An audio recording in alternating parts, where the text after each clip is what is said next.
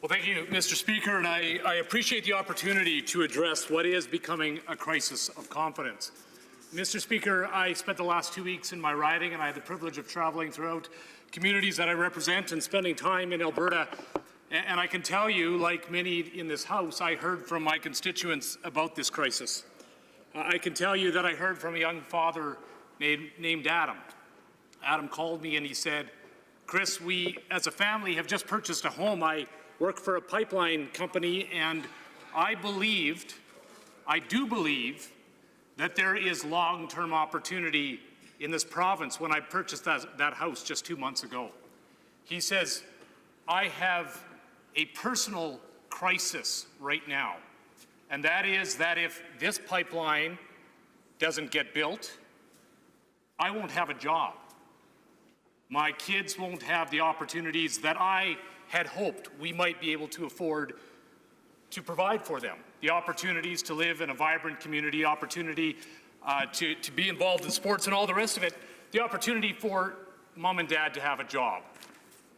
Mr. Speaker, there is a crisis of confidence, and we're hearing those voices. Now, many politicians, many in this room will have heard voices. They'll have heard the voices of Scott Moe, the Premier of Saskatchewan, the Premier of Alberta, Jason Kenney, the official opposition leader in Alberta.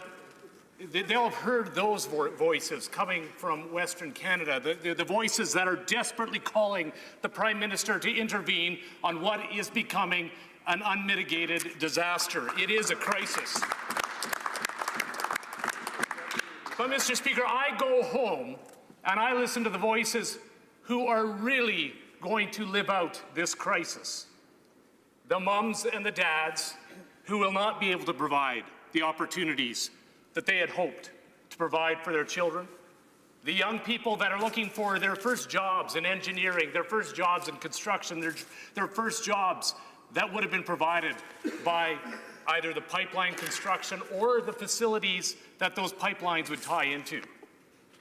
And the real reason that this is such a crisis is not because it's not just about this one pipeline. This is such a crisis right now. The reason that the premiers of Saskatchewan and Alberta are so animated about this, the reason that people in my constituency are so animated about this, is because this is a crisis that has developed because this is the only hope left.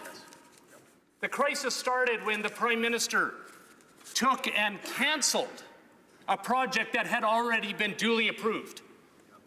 That's how this all started, when the Prime Minister unilaterally decided to overrule the national regulator and say we would cancel the Northern Gateway. So that happened when the Prime Minister first got elected. So he did that. It was a unilateral decision. Yep. He put forward the tanker ban on northern British Columbia. And there was no consultation. Of course, we have now First Nation communities that are suing the Prime Minister for not consulting them on limiting their long-term opportunities and prosperity for their own communities and their children and their children's children.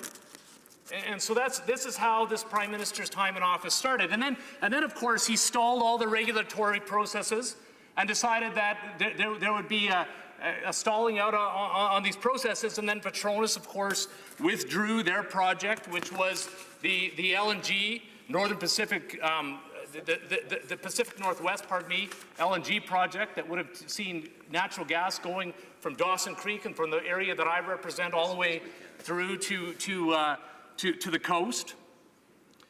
And then, not only did we see delays, canceled, approved projects, then we had the changing of the rules.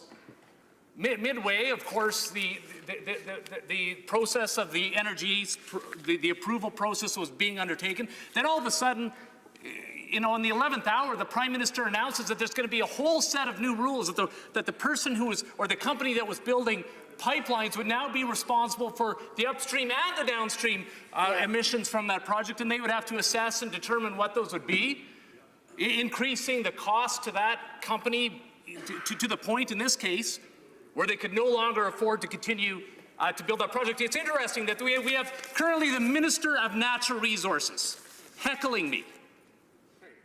It's unbelievable that we would have the Minister of Natural Resources heckling me during my speech when I'm talking about the desperate position that he has put people living in my constituency, throughout the province of Alberta, throughout Western Canada, and it's a wonder that the minister still wonders, where is this crisis coming from?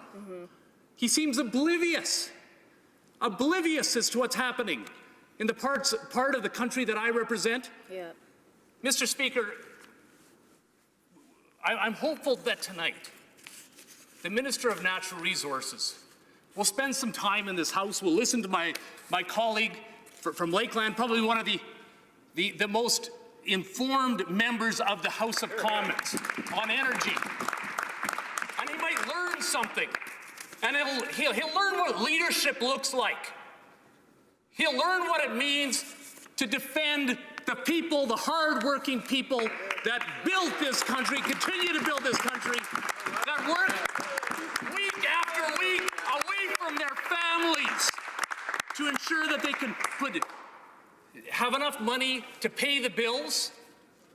And they don't just support their families, they support our communities.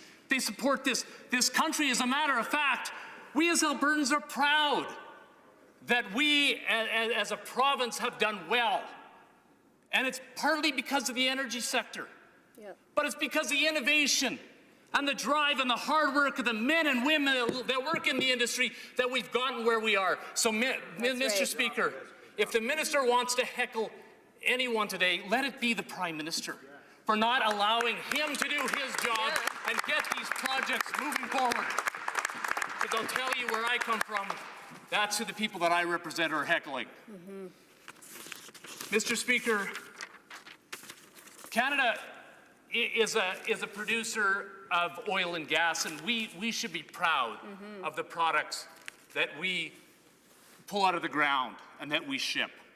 We are some of the most environmentally and socially responsible in the world when it comes to the development of our natural resource sector and oil and gas.